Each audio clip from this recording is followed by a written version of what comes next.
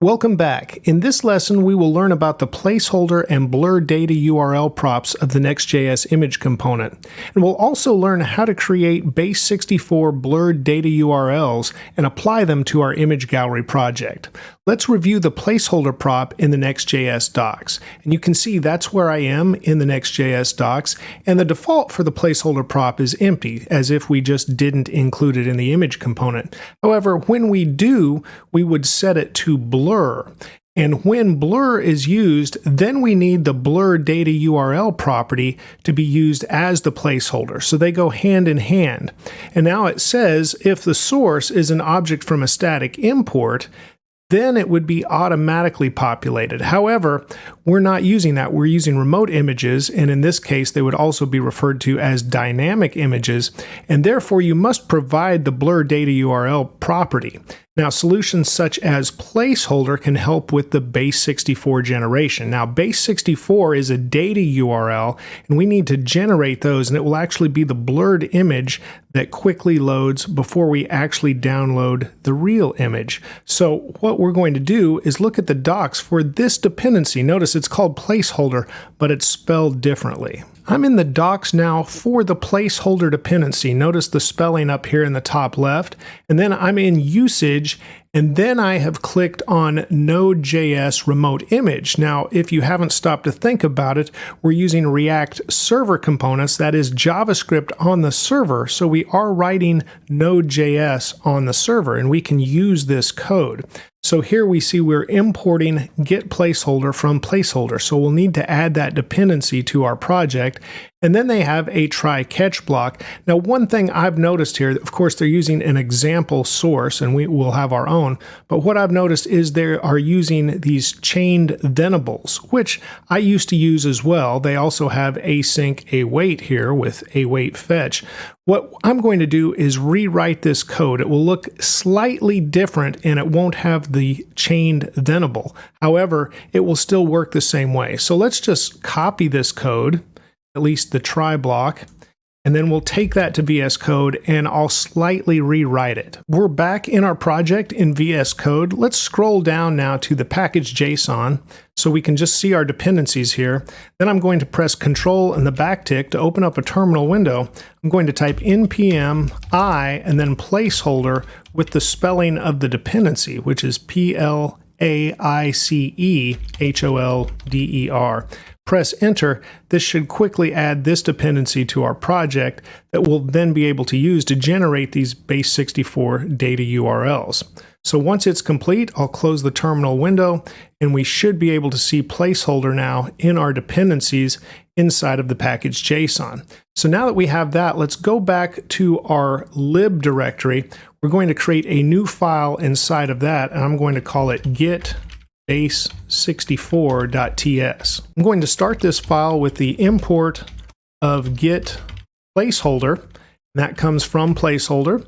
After that, I need to import type, and I'm going to import photo and also images results, and they both come from, let's find this, @ now we should be in models/images where they were created. Now let's create our get base64 function. It's an async function, and this is not the only function that we'll write in this file. So this is the first one, and this one will generate a base64 data URL for one image, and then we will call this inside of another function. So this will just be async function get base64, and it's going to receive an image URL, and this would be a string. Now, inside of the function, we'll have our try catch. First, I'm going to paste in that code that we copied from the documentation so I can reference this. Now, we know we'll receive the image URL passed in as an argument to this function, so I can remove the source. I'm not worried about that. And I'll create my own try catch block, so I'm going to remove that as well. We don't need the console log statement. So I'm really looking at just rewriting these two lines of code that we see here. So I'm going to start by commenting them both out so I can just reference them. I'll press Control and the / and it will comment them out all at once. After that, I'll create my own try block. And inside this try, I'm going to define my response, const res. It's going to equal await fetch, and we'll pass in that image URL. After we fetch that, we'll check to see if we did not receive an OK response. So if the res.ok is not good, essentially, that's why we have the exclamation mark, we will throw a new error, and I'll say something here like, I'll use a template literal actually, so I can insert a couple of pieces of information with it. I'm going to say failed to fetch image, and I'm going to pass in the response status, and after that I'll also use the response dash status text. And now I'm going to press Alt-Z so we don't scroll off the page. Scroll up here a little bit. So that is the error we'll create. Now it's time to rewrite that other code. So before, I'll have to reference up here, we had const buffer. So I'm going to start with that. Not butter, buffer. There we go. And I'll start with that. And it's going to be await response dot array buffer. There we go. So we've called the array buffer. Now that looks just a little bit different because we had that right here. And of course, we fetched the source right here. So there was this thenable that then brought in the response. Notice it's getting buffer.from called on top of that. And we're generating the response.array buffer first. So after we await that and it's resolved, we'll have our buffer here. So after that, I'm going to have one other line then that says const. I'm going to destructure the base 64. That looks a lot like what we saw right here. This is just going to look a little bit different because I'm going to await get placeholder. And then inside of this, instead of just the buffer, I'm going to say buffer.from and then pass in that buffer we defined. So very similar, just not quite the same, but this avoids the use of that thenable there. So now we've recreated that code from the docs and I can delete that. But then after we get our base 64, that's what we want to return in our function, is that base 64. Now this would be a good place to go ahead and console.log the base 64, and we can see what those look like when this function is called. They are very long strings that we will get. So to see that full data URL, it will fill up quite a bit of the terminal. So if we run this through for 15 images, for example, that could take up quite a bit of space in our terminal, but we'll do it at least once so we can see what they look like. After this, we'll have our catch block here. We'll just catch our error, and inside here we could log this error, or we could also return a default data image URL if we wanted to gracefully fail here. You could actually do both. For now, I'll just say console.log e, whatever that error is. And of course, we could get more detailed on that too. Let's go to our fetch images function where we got the error, and really we could say if it is the instance of error. So I'm just going to copy that over here to our base 64 as well. Just paste that in. So now we're checking to see if E is an instance of error, which is a good thing to do with TypeScript. Then we're logging that error stack. Now that's our first function. Notice you would only call this on one image URL, and we need to be able to call this on all 15 of the images that we're receiving, or however many images we receive from our request. So we need another function that will use this function. And notice I didn't have an export here either because I did not intend to export this function outside of this file. It's essentially a helper function for the next function that we are going to create. So underneath now, let's create the next function. It's export default async function. I'm going to call this add blurred data URLs. Now this will receive images, and they will be the type images results that we previously created. And then the return type here is going to be a promise, and this would be an array of photos. So we have the photo type and array. Well, first I'm going to scroll so we have a little bit more room, but inside this function, we don't want to create a loop where we call that helper function above once and then await that result for the promise and then do it again and again, because that would slow things down. It's called a waterfall, just one at a time as we would await each promise to resolve. What we want to do is what the Next.js docs calls more like fetching in parallel. Some would say concurrent, but I don't want to split the hairs over which definition it truly is. Next.js docs calls this fetching in parallel. So I'm just going to put a note here. Make all requests at once instead of awaiting each one. And that's what we mean. And what we are doing is avoiding a waterfall. I believe everyone would be able to agree on that. So I'm going to call this base 64 promises, because we're not going to resolve these promises yet, but we're going to send off all of our fetch requests. And so this will happen faster than a waterfall would. So we'll have images.photos.map, and we'll map over each photo. And then when we do that, we'll call the get base 64 function that we created above, and we'll pass in that URL. So it's photo.source.large. So now we're going to have an array of promises that have not been resolved.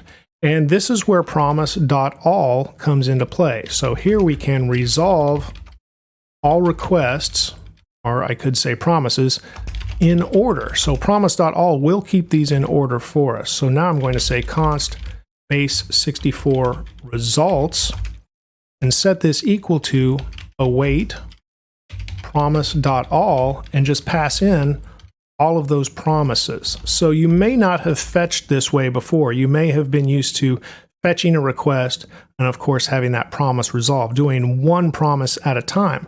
Promise.all is more efficient if you can use it this way. So we knew we would have 15 of these, for example, when we get our images back from that image request. We're going to, of course, instead of awaiting this function, we're just going to essentially call this function for each photo and just get the unresolved promise back at this point.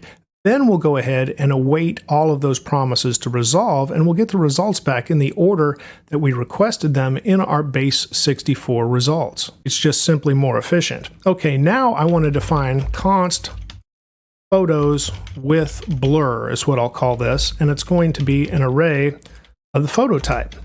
Now I'll set this equal to images.photos.map once again, and now we're going to have a photo, and we'll also use the iterator here, the index, if you will, like we would have in a for loop, but I'm just using the higher order function map.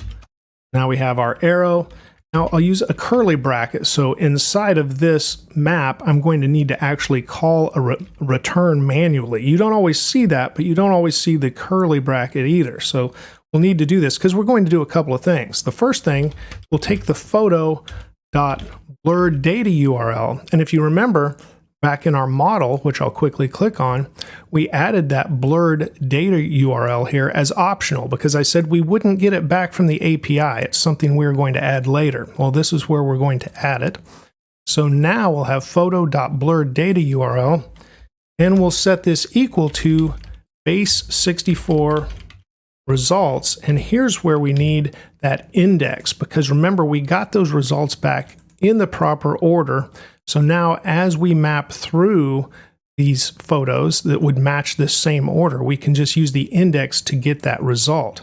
So now we've set that value. Notice we're not using the spread operator here and creating a new object. This is more efficient this way, to just use dot notation, set the result on the object that we have, and then return the photo itself, which is the photo object. And now finally, let's return our full array that is photos with blur and save. After that, our functions are complete. And this is the function we will call to get all of the photos with that blurred data URL now added to the object that we have for each photo. So we'll be able to use those in our gallery. Let's now go to the gallery component inside of our components directory. So I'll click on that.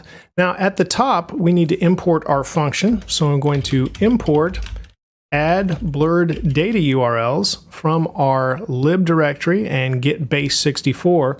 Now here inside of the component, after we're checking to see if we do not have any images, we need to add something right here. And this is going to be const photos with blur.